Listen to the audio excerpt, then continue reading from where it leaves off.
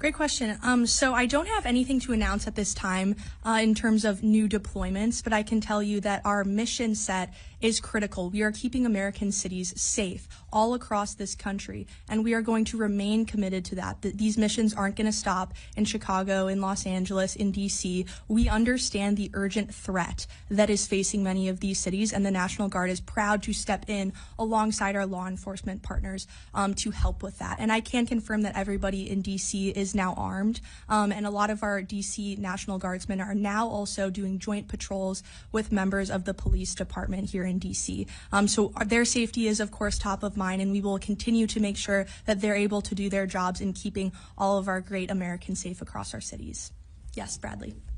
We're now 90 days into these Venezuelan drug boat strikes. A growing number of members on Capitol Hill are getting their mettle up with regard to war powers. If they do move forward with some sort of war powers effort, will the administration seek to challenge the validity of the war powers resolution, or will it comply?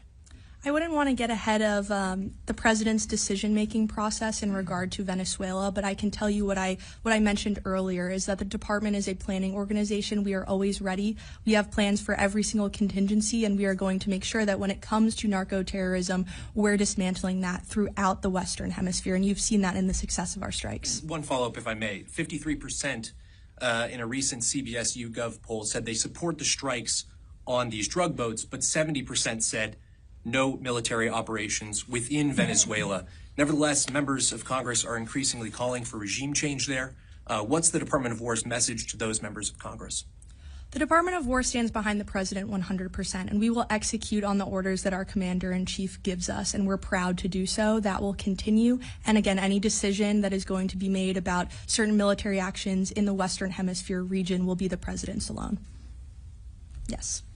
Todd Wood from CDM's Armed Forces Press. There's been a lot of reporting that, yes, it's about drugs in Venezuela, but also possibly about election fraud electronically. Do you have any comment on that? And also, are assets, we've heard that special operations aviation assets are exercising for direct action missions in that region. Can you confirm that at all? On your first question, I would refer you to the State Department. I think they would probably be able to give you a better answer on that. But in terms of your second question, I can tell you that we are conducting training missions and exercises. We've got the forward aircraft carrier now that is down there in the Southcom region. And as I said, the department's a planning organization. So a big part of that planning is doing trainings and make sure that we're ready at a moment's notice to protect our interests and to protect the American people from narco-terrorism. Yes, RC. Has there been a determination at this point from the Army Secretary on a Distinguished Service Medal for Specialist Sarah Beckstrom? I would refer you to the Army for that, and if I hear anything, I will keep you posted. That would be wonderful news. Yes, James. Hi, James O'Keefe. Nicholas Terza, branch chief here at the Pentagon, was caught on a video in the spring stating, quote, "Trump is illegitimate. We're going to resist him, quote, everything he does." We know there are other people like this that work here. My question is, what steps is the Department of War taking to identify and address personnel who are in the self-described resistance movement? Thank you for the question. That's why the work you all do is so important. This is a big building, and we want to make sure that we have the absolute best people working at it to protect Americans every single day. We don't take lightly what every single civilian and military person in this building do every single day. They do a lot of hard work, and we want to make sure that they're up to the task, and that they're on board and willing to serve our commander-in-chief, who was elected by the whole of the American people to serve as our president. And we support him 100% here at the Department of War. That is our mission. That is our chain of command. So personnel is policy. The Secretary has said that many times, and I know you all in this room are aware of that as well. That was really the crux of his speech at Quantico not long ago to the generals. Our people are our most important asset. So we will continue to make sure that our people are consistently putting America first. That's something we care very much about. Yes, Alex. Thanks, Kingsley. Are there plans to host or hold more of these regular press briefings? And if so, how frequently? Absolutely, we'd love to. It'd be great to get everybody in here. I know we have the Christmas holiday coming up, but we'd love to make it a weekly or bi-weekly tradition. So we're excited to have you all in the Pentagon for those. And we was be receiving more readouts of the Secretary of War's meetings, with the President yesterday, much like the State Department and the White House that provide readouts and scheduling and things like that. Will we be receiving more of those? Absolutely. In the interest, as I said in my opening, in the interest of transparency, we want to make sure that you all are informed. That's a commitment we take seriously. Obviously, we're slightly different than other agencies in that we have national security and operational concerns, but we will tell you as much as we can because we want the American public to know all the incredible things that our warfighters are doing every single day and all the amazing initiatives the Secretary is pursuing here at the Department of War. Yes.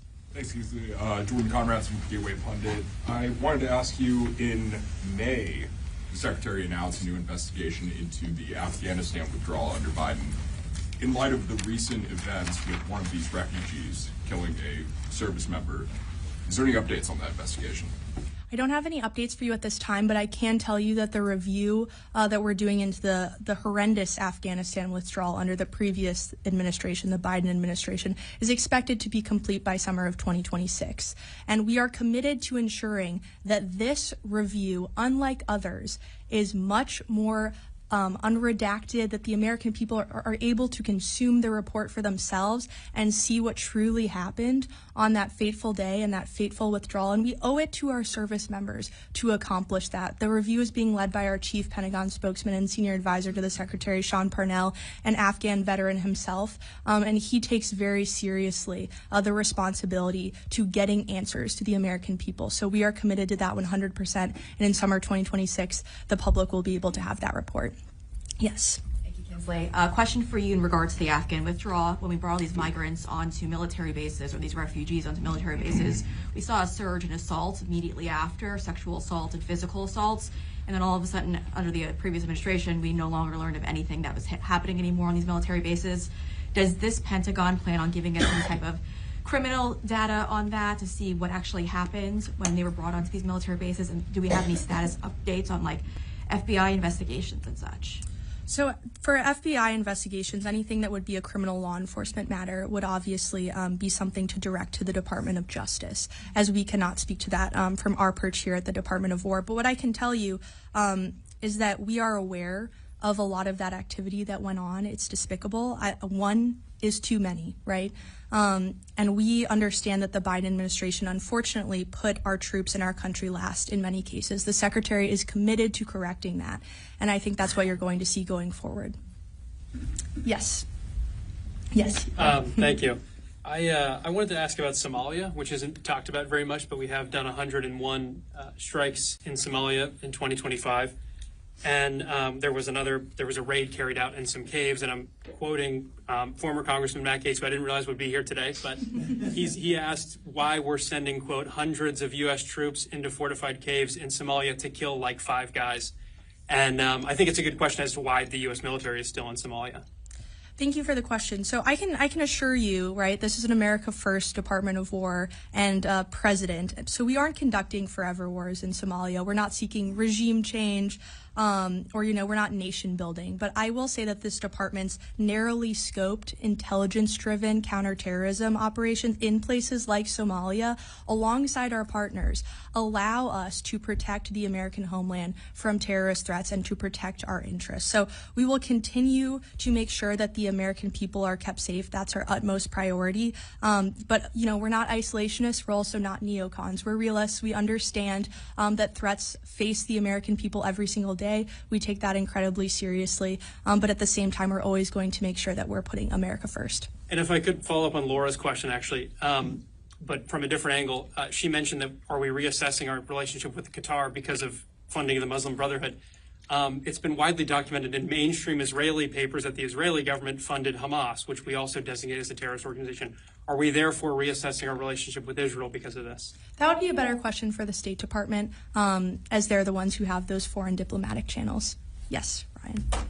Thank you. And thank you for doing this press briefing. I wanted to get back to the Southcom strikes real quick, just broadly speaking, not specifically about the September 2nd strike, but broadly speaking, are we doing any kinds of post-strike assessments to determine that the intelligence that informed those strikes was accurate? Are we recovering any drugs on board those vessels? You mentioned each vessel struck is equivalent of 25,000 overdose deaths.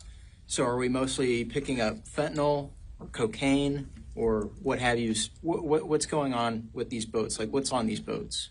Yeah, thank you for the question. So I can tell you in terms of your question about intelligence that our intelligence absolutely confirms who these people are. And I can't get into right from this podium how we know that. I don't want to communicate to the enemy the ways in which we're carrying out these strikes. But I can tell you that without a shadow of a doubt, every single one of our military and civilian lawyers knows that these individuals are narco-terrorists. We know what they're carrying, where they're coming from, and where they're going. And they are trying to bring drugs to our shores that kill and hurt American citizens. The president takes that very seriously, and when he designated these groups designated terrorist organizations, that opened up a lot for us here at the Department of War. We can engage in ways that we never could before. So that's all I can say at the moment on that topic, but I can 100% affirm that we know without a shadow of a doubt who these narco-terrorists are. Yes, Wade. So you were speaking earlier about the Washington Post report concerning the Secretary of War and Admiral Bradley. And my question is, does the Department of War plan on pursuing any sort of legal action against the Washington Post? And what consequences will there be for lying to the American people? Because, of course, the implication there was that Pete Hegseth and Admiral Bradley are war criminals. And that was the implication, and that's what a lot of people on social media were saying after the fact. So could you speak to that? Yeah, it is frankly disgusting that the Washington Post would publish something that is so insanely false. And we've seen this from the mainstream media before, right? Anonymous sources that are being quoted that probably have no idea what's going on. And the Washington Post actually went so far as to falsely attribute a quote to the Secretary of War, that he never said. That is preposterous that they would write that and pass that off as true journalism. Thankfully, the New York Times stepped in and corrected the record and let the American people know that what they were publishing was absolutely fake news. So the Washington Post, I think readership should think twice before reading that outlet again. It is disgraceful that they call themselves journalists, and we told them as such, right? We get press queries like we do from all of you. We told them this story was completely fake news on Thanksgiving evening with a 3-hour deadline, and they still published it anyway. It's disgraceful, but thankfully the American people see through it. Yes, Jack. Kingsley, does the Secretary's office or the Pentagon in general, the department, have a message for Senator Wicker, who as a Republican has now backed this inquiry into Secretary Hegseth, again accusing him of war crimes? It seemed strange to see a Republican going after one of President Trump's own cabinet members. So I can confirm that the Secretary of War spoke with Senator Wicker, and they had a good conversation where he was able to explain to him a lot of the rationale behind these strikes.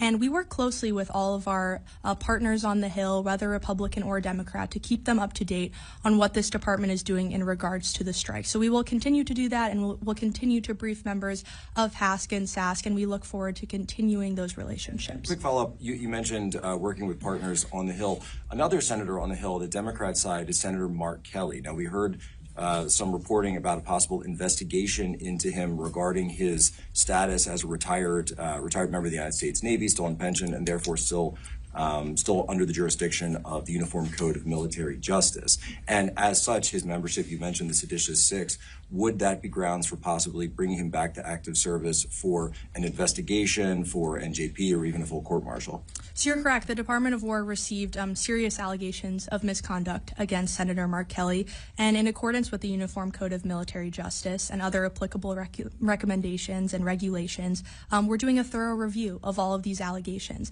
And the Secretary of War has tasked the Secretary of the Navy, John Phelan, with doing a thorough review, looking into all of these allegations and providing him an update on December 10th.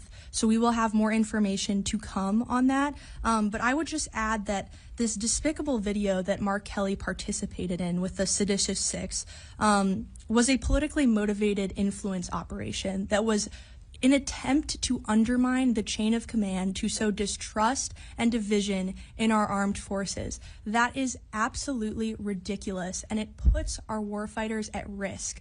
And again, he doubled down on the Sunday shows. I don't know if you all saw him on the Sunday shows, but he basically insinuated that service members who do not defy President Trump's orders could face potential prosecution in the future when Democrats are back in power. He even called our troops and likened them to those of the Russian military. This is totally disgraceful from an elected official, and the department takes it very seriously, and that is why we have launched this review. And just to be clear, so if Secretary Phelan were to recommend court-martial, that would be on board?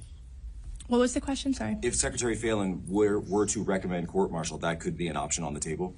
All options are on the table at this moment in time, and we look forward to getting the Secretary of the Navy's review. And the Secretary of War has been very clear in his statements as well that he takes this extremely seriously, and it is unacceptable.